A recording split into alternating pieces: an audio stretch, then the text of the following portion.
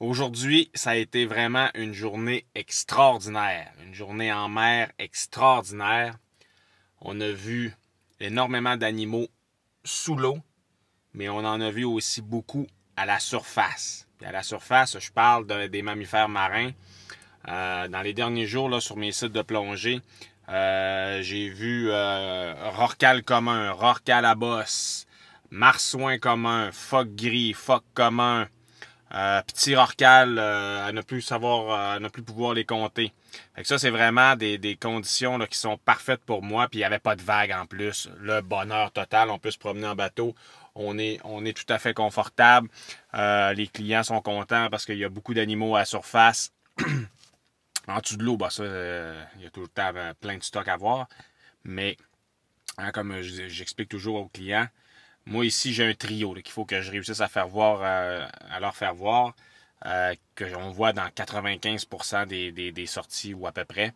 Puis c'est le petit rorqual, le marsouin commun, le phoque gris. Les autres, c'est du bonus. Puis là, aujourd'hui, on a vu pas un, pas deux, pas trois, mais bien 6 rorquals à bosse. Puis le rorqual à bosse, c'est vraiment ma baleine préférée parce qu'elle a vraiment une tendance à venir à s'approcher des bateaux, elle est curieuse des bateaux. C'est vraiment un animal qu'on peut observer dans des conditions qui sont parfaites.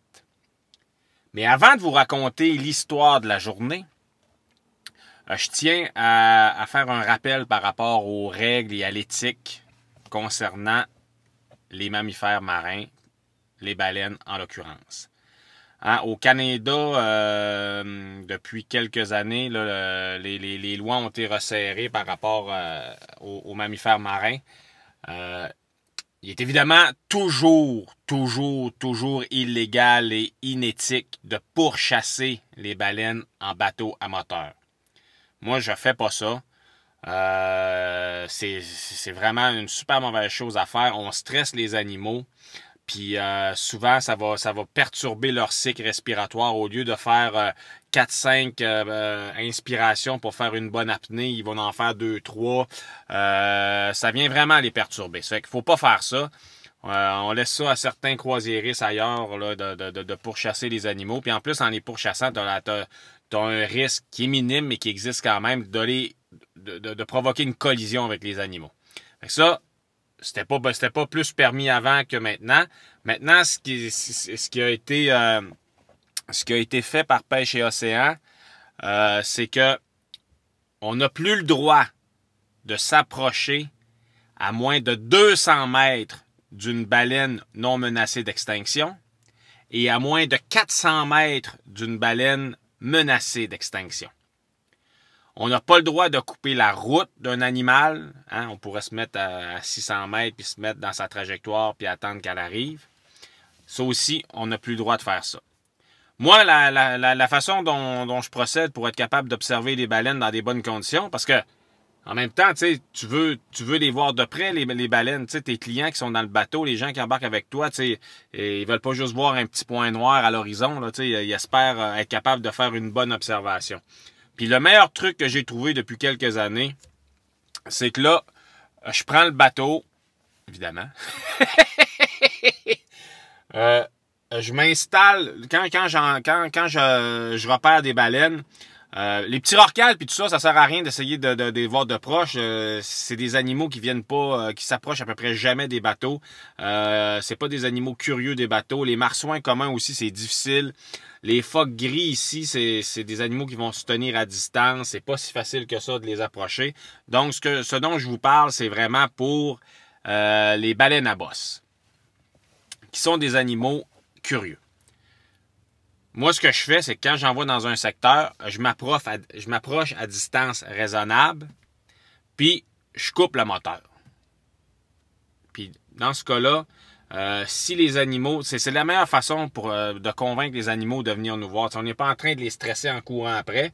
Là, ils savent tout à fait qu'on est là. Ils veulent venir voir qu'est-ce qui se passe. Fait que les plus belles observations, c'est comme ça que ça s'est passé. J'arrivais sur mes sites de plongée, je savais à peu près où se tenaient les animaux. J'arrivais là, j'envoyais, j'arrête, je coupe le moteur, puis j'attends que les baleines viennent. Aujourd'hui, c'est un peu différent ce qui est arrivé. J'étais arrivé sur mes sites de plongée, puis là, j'ai vu à l'horizon des souffles de baleines à bosse. Fait que là, on s'est enligné dans ce secteur-là. Une fois qu'on est arrivé, on voyait que les animaux étaient au repos. Ils se déplaçaient pas, faisaient du surplace. Fait que là, on a coupé le moteur. Et là, ce qui s'est passé, puis là, c'est ça, là, ce que j'ai oublié de dire dans les règlements, c'est que si une baleine non menacée, si une baleine menacée, on va commencer avec la menacée, là, si une baleine menacée s'approche du bateau, parce que des fois, tu sais, admettons, on va prendre le beluga. Le beluga qui est un cétacé très curieux des bateaux. S'il s'approche de lui-même du bateau, on doit démarrer le moteur et s'en aller pour pas qu'il interagisse avec le bateau. Parce que pendant qu'il interagit avec le bateau, il est pas en train de vivre sa vie de baleine puis ça nuit. Fait que pour les espèces menacées, on est dans l'obligation de quitter les lieux si les baleines s'approchent. Quand c'est des baleines non menacées, on n'est pas tenu de s'en aller si les baleines viennent d'elles-mêmes à côté du Zodiac. Fait que c'est pour ça que sur ma chaîne, là, vous êtes capable de remonter puis voir des vidéos où les baleines à bosse sont à un pied du Zodiac. Là. Même j'en ai déjà eu une baleine à bosse il y a quelques années qui s'était installée en dessous du Zodiac puis avec son dos, elle s'amusait à pousser sur la coque du bateau. Bon, dans un cas comme celui-là, je suis pas dans l'illégalité de rester sur place. C'est correct. La baleine à bosse n'est pas une baleine menacée. Puis aujourd'hui, ce qui est arrivé, c'est qu'on a été capable de jouer dans cette sphère-là, si on veut. C'est que on s'est installé dans le secteur où les baleines à bosse se trouvaient. Puis en coupant le moteur, ben là, on les observait. Puis là, on était capable de faire des belles observations. Mais là, le courant poussant les baleines vers nous ou le vent nous poussant vers les baleines, ça a fait en sorte qu'en dérivant, à un moment donné, on s'est retrouvé nez à nez avec les baleines à bosse. Puis ça les stressait tellement pas qu'ils ont continué de se reposer. Fait que le bateau, il savait exactement qu'il était là, mais ils ont continué de vivre leur vie de baleine. Ce qui n'est pas le cas quand on les pourchasse. Hein. Quand on les pourchasse, là, vous vivrez jamais d'expérience comme celle que je vous présente dans les images qui suivent si vous stressez les animaux au préalable. Nous, on les a pas stressés. On a dérivé jusqu'à temps qu'on soit vraiment très, très proche des baleines. Puis on a pu faire des observations exceptionnelles. Je vous souhaite de bien profiter des images qui suivent. J'espère, moi, pour ma part, que les baleines à bosse vont rester dans le secteur de mes sites de plongée. Si je les revois, évidemment, j'ai toujours une boîte à images avec moi. Ça fait que je vais encore les filmer et vous partager ces moments-là qui sont vraiment privilégiés. C'est des animaux... les rencontres avec ces animaux-là, ça relève... C'est quasi mystique. Hein? Il y a quelque chose d'unique avec ces animaux-là. Fait que j'espère être capable de vous en montrer encore beaucoup d'ici la fin de l'été. Sur ce, ben, je vous dis à la prochaine. D'ici là, abonnez-vous, faites j'aime, partagez, faites ce que vous avez à faire. OK, à plus. Alors, des baleines à bosse, là. Oh, là, ils s'approchent.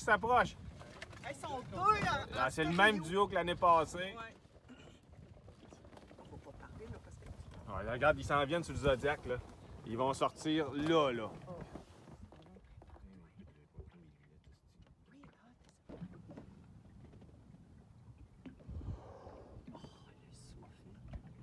Oh, regarde, à leur virer, là.